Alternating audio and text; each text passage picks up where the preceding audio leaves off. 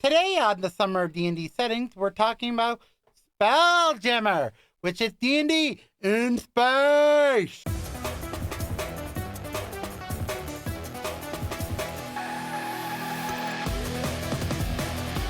Hey everyone, Photo D Code, and time for another edition of Hobby Toku Anime. But currently, we're in the Summer of D&D Settings, and with my friend Magic Mike, Magic Friends, and we're going to talk about one of my personal favorite D&D settings that got popular a few years ago by bringing it back, and it still is more important, and that is the legendary setting Spelljammer.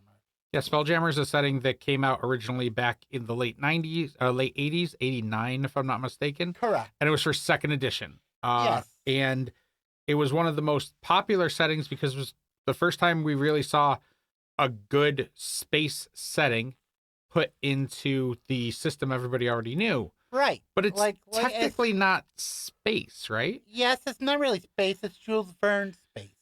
That's a good way to put it. Jules Verne space is proto-space, which the difference is any flying devices that you think you can travel with on the air can work in space. It doesn't really work like that, but that's an old-fashioned trope.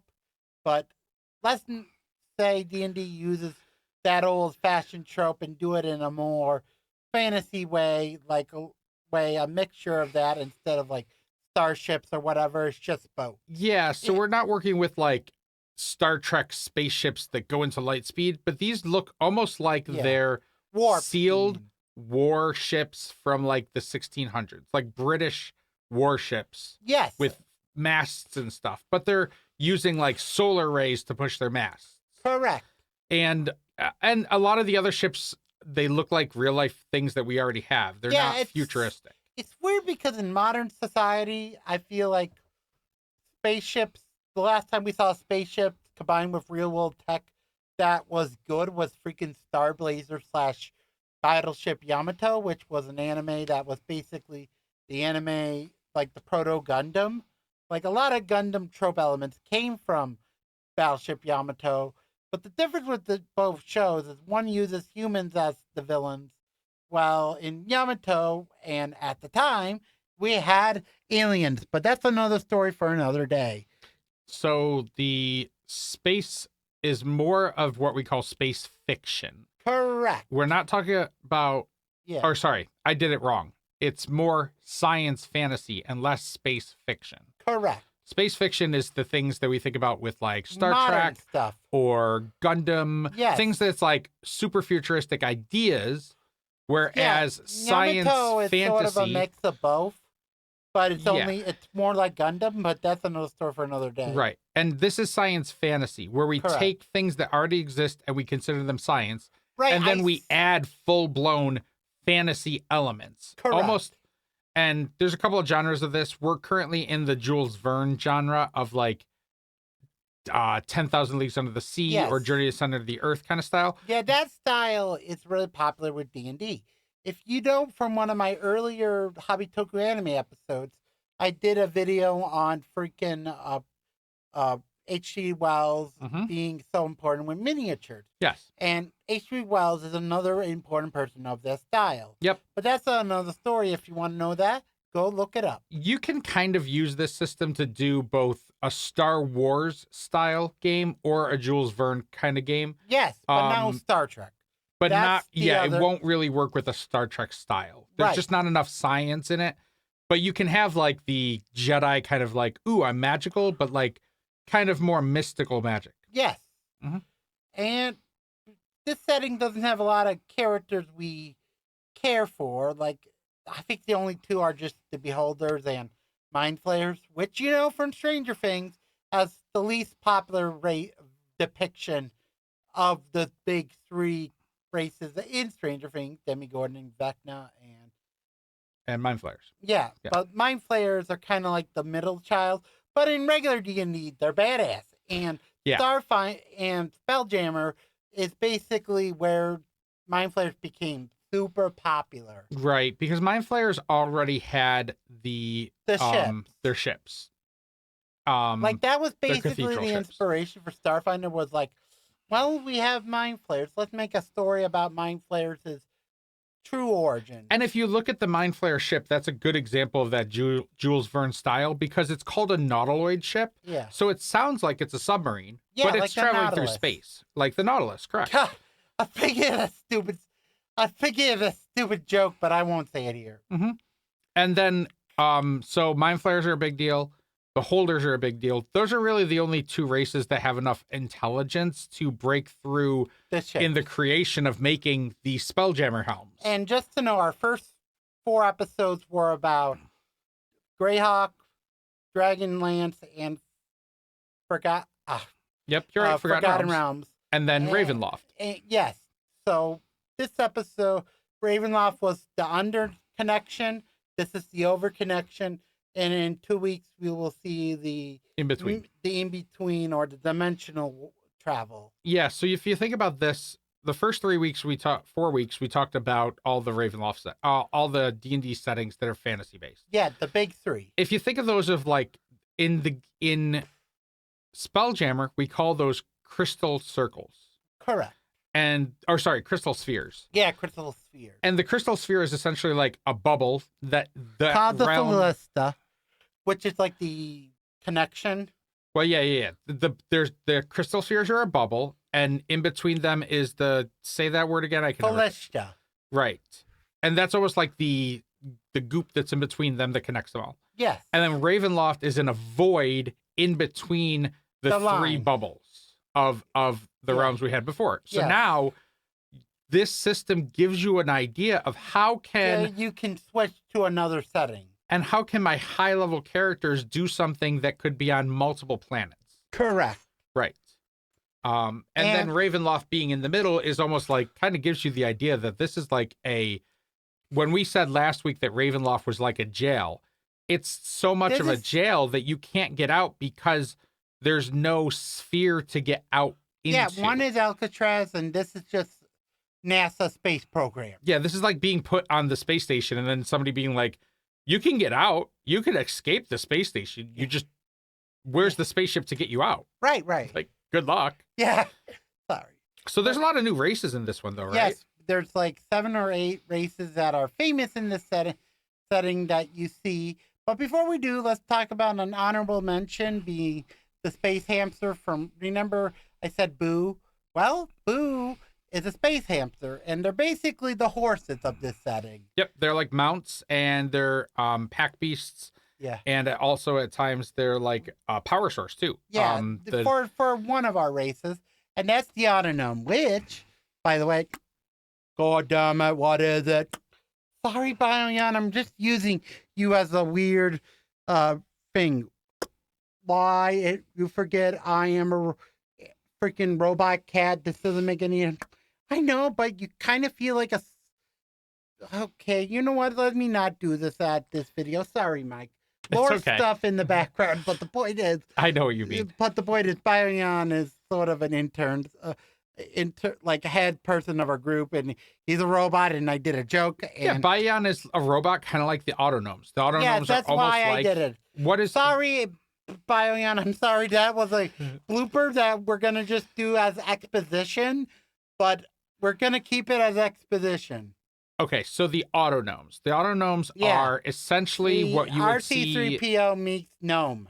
Yep, a gnome that works like C3PO. Very panicky. R2D2, where are you? Very, very mechanical, very and robotic. Weird because there's like a variant of it in Critical Role, which really isn't Campaign 3, which we're not going to really talk about Campaign 3 when we get to Critical Role because... Yeah, there'll be too much for that. Yeah, we're only doing the first 2 settings, but for now, let's just talk about the race equivalent. The Autonome is a thing, but really for the start for that setting, the Autonome stuff is not really Autonome. It's like a machine race that turned normal gnomes somehow got turned into robots or something. I don't want to explain because I haven't watched as part of the Bell's Hells arc. Sorry about that, but the point is, Autonome, though, your RC3PO type. Or Crichton if you're British. Oh, my goodness. Yes, just like Crichton. Yeah. Very much like Crichton. I did not know you like freaking Red Dwarf. I'm a big Red Dwarf fan. I did have that. Oh, yeah. But let's get back to the point. Yeah, Crichton being like... No, I mean GIF. Well, let me get this. If you don't know what we're talking about... This is a joke. They're robotic. They're very mechanical. Yeah. They're very proper. Yeah. But then they're also very skittish and fearful. Yes. And they're more likely to rely on a machine than their own ability. Yes. God. But then my favorite joke is freaking Red Dwarf is Silicon Heaven, which is really stupid. Sorry. That's a running joke. That's like 4 seasons of jokes. Yes. Okay. But then the opposite of the autonomes, skittish and small and fearful, is... the hippo. Mm-hmm. The hippo race, or the griff, are basically a race that is the main poster child of this setting. Yeah. Basically, they're like your brute class, really. They're kind of like hunters, sort of, but that's another story. But next up is space elves, which are technically not important because they're pretty much normal, just like elves in space. Yeah, they're just people who are like, well, are Klingons elves? And they're like, maybe. So when you look at a griff, think of like hippo people. A hippo if it was a mob boss in space. Yes, they're mob with people. like a laser gun and like a tuxedo with a vest and like a little like fedora. Yes. And then like, but also with big meaty arms. So they could just run anything over the mob. Sorry, I did a joke. And then this is also where we see plasmoids come into play. Plasmoids are a race that are basically slime people. In second edition, they were more plasma-based, but in second edition, they're more slime-based because that kind of makes sense more, in my opinion. So if you want to play that race in second edition, I feel like first edition's version is way better. And they're basically like Gloop from Ben 10 Alien Force. Yeah, a little bit of those things. Yeah, but anyhow. The big thing about plasmoids is the plasmoids are kind of the precursor to 2 different races that show up later. Changelings. Yes. And Ganassi. Yes. Essentially, you're talking about forms of humans that are made more of energy than they are an element, than they are physical bodies. Yes, but in fifth edition, they're more of a slime race and they're less humanoid. I kind of like them the second edition way. Right, but anyhow, next let's talk about, and lastly, the last race we have, there are 2 more races we need to talk about. One is the Mantis race, which is basically not really a race in 5th edition. So your space bug is called the 3 key in this, and they're kind of mantis-y looking. Yeah. Mandibles on their face, lots of legs. Yes.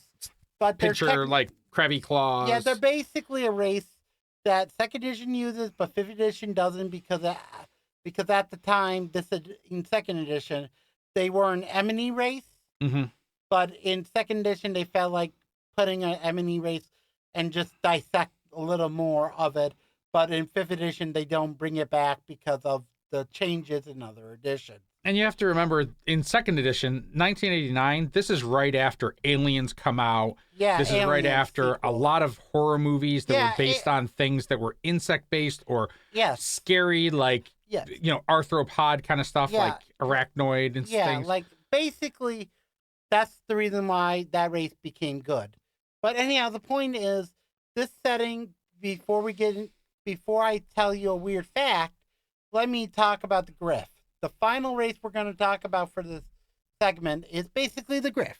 Wait, we got the Griff. No, not the Griff. I mean we need the Hadozi. You know, the race that the Mind Flayers use as slaves.